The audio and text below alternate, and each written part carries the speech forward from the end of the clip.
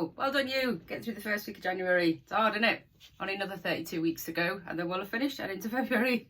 It's a long month, and as I mentioned on the blog on Friday, no lover of January. Needs to be over as soon as possible. Lots of things going on this week though. Lots of things coming up. Caroline Ather School of Dance are raising money for Wish Upon a Star on Saturday. Lovely coffee morning there from 10:30 till 12:30 at the Welfare Hall. It would also be a great chance if your child has always been interested in dancing, male or female, to go along, because we have some of their competition winners there, from the young ones to the middle-aged to the seniors. So you'll get to see some of their displays that they put on as well, so you get an idea of what it would be like and take your son or daughter along and have a look. There's lots of things going on, lots of refreshments, obviously tea and coffee, and then a few things to sell to raise money for their charity. And Caroline Ather School of Dance always raise money for charity. They seem to always be doing it, and it's brilliant because they're a business that's been going for 20 plus years. I want to say 24, 25. And Caroline is really instrumental every other year picking a chosen charity and running with it and seeing how much money they can raise, and then they run their show and then they raise money in the show as well. So it's brilliant, and I think more companies should do it. So go on Saturday morning at the Welfare Hall, 10:30 till 12:30. Quirky Brew School. If you've never heard of it, please go onto their Facebook or Instagram page, and then you can connect through to their website.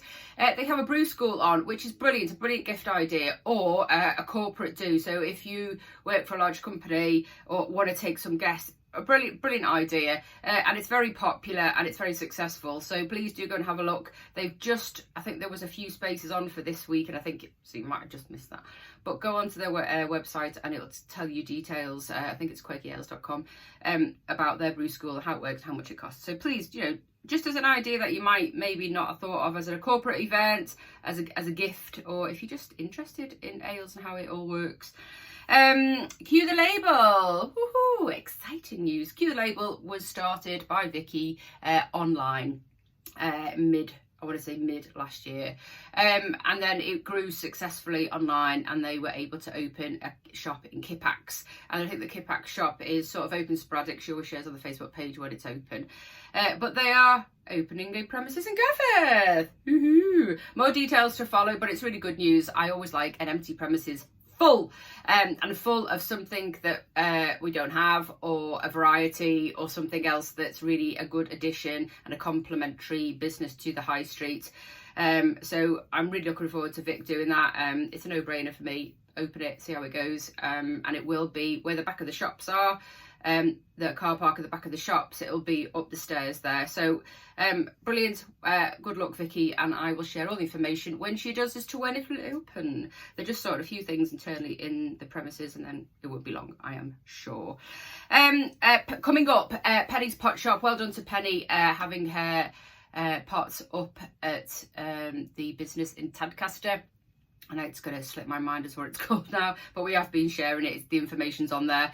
I really need to sort of just put some batteries in my head sometimes when the perimenopause kicks in, and then the words are there, but they just don't come out. I do have lots of post-it notes, but maybe just like, brain, work, come on. I mean, I'll remember this at 2 o'clock in the morning, but I am sharing it. But she also has a Make Your Own Cup event on Saturday, the 11th of Feb coming up, and it's between 11 and 1, £40 per person. All materials and everything is included. So Penny's Pot Shop, go and have a look. And let me just tell you, the whole price, including materials and fringes and all that, pennyspotshop.com. Please go online, and then you can pick what you want to do on her website and book in through her. Going on to... it makes me a bit sad, really. Garforth Hedgehogs are a fabulous run company, run by Sue and her husband. And it's, without Sue, there would be many hedgehogs that were not here. But they are, like many charities and many little projects like this, who run and try and, especially from an animal point of view, try and save and try and do and try and rescue animals. But it costs money. So they're trying to put on some events coming up this year to raise funds. So I sent her an email yesterday saying, let me know what it is that it costs you a year, to see if I can help, give you some ideas to help raise that money. Because her husband just does such a wonderful job looking after all the hedgehogs And, you know, if it's not for people like that, and I'm sure we have lots of hedgehog little companies, little charity companies and rescue centres all around the UK that are trying to keep hold of our hedgehog and rescue them and make sure they're right. And also Sue gives lots of advice on Garforth hedgehog, so if you're not already following, follow it. But I was really shocked at how much it costs her to run this business. Well, it's not a business, a charity. Sorry, a charity. How much it costs her to run this little rescue charity at home. And it's a lot more than you think. So when I share this information out to you, you know, just have a little think about that they solely rely on funds. I'd love to do a GoFundMe page and maybe just help a little bit as to getting some money for the little hedgehogs, because it's volunteers like that. They're just brilliant. They do stuff. I like people that do, not sit there and moan on a social media page about stuff. People that do things to actually help or create or make their lives and enrich other things. So well done, Sue and Garforth hedgehogs, because it's just fab. Obviously news released yesterday about the proposed possible maybe could happen car parks on Barley Hill Recreational Car Park, not the one behind La Bella Vita, and Gleeblands. Possible maybe could be charges put on them two car parks. It was released by the local councillors yesterday. We did share all of it, and then I took it off because it was just a bit long-winded and you needed a cup of tea, a gin and maybe a glass of wine to get through it. Obviously they're a bit paid off by not knowing all the details first, but either way, let's hope that doesn't happen. We know, and as I shared on the blog on Friday, and it's come through the socials over the last couple of days, that Leeds City Council are looking to charge recreational car parks, so 40 pence an hour or 40 pence a day. I don't know what yet. I just know it's 40 pence and it's a recreational car park. And them two car parks, because they're classed as recreational, may come under that plan that they have going forward to start charging. Now, for somewhere like Temple Newsom, if it was 40p just to park, it's probably not going to dissuade people from going. It's 40 pence.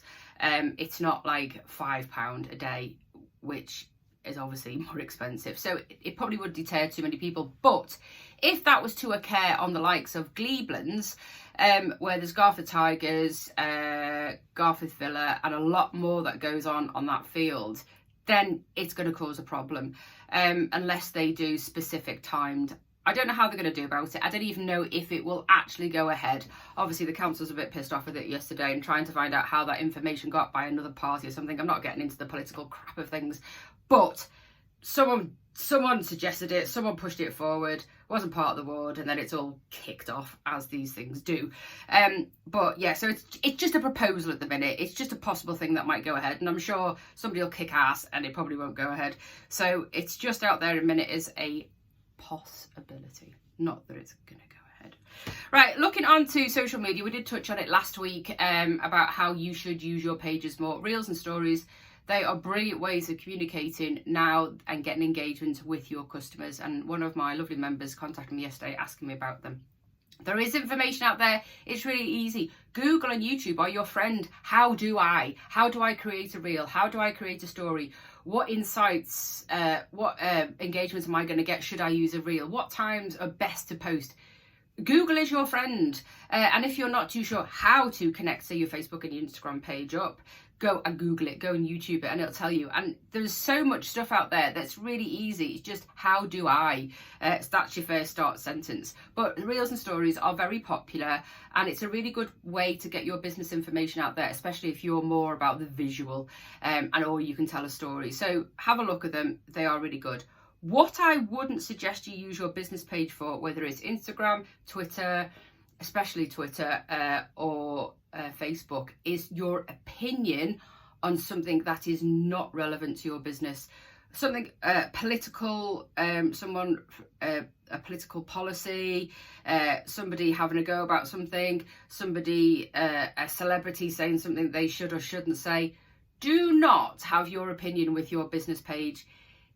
Just do not. If you want to have your opinion about anything, that's your choice, but use your personal page. Do not use your business page to comment or to opinionate your opinion about what they've said or what they've done, whether it's political, celebrity or anything. Just please use your personal page. It's not a good look.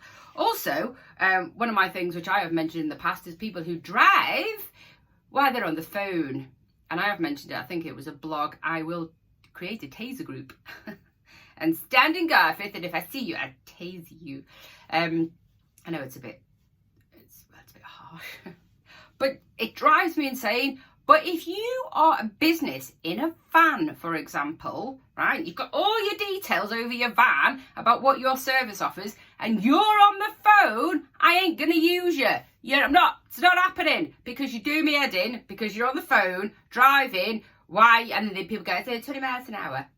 Ooh, stop using your phone while you're driving. And if you're a business, then you're just not selling yourself very well. It gets on my nerves, and I will. Taser group coming. Have a good day. I'm going to just drink my coffee now and calm down a little bit. See you on the blog on Friday.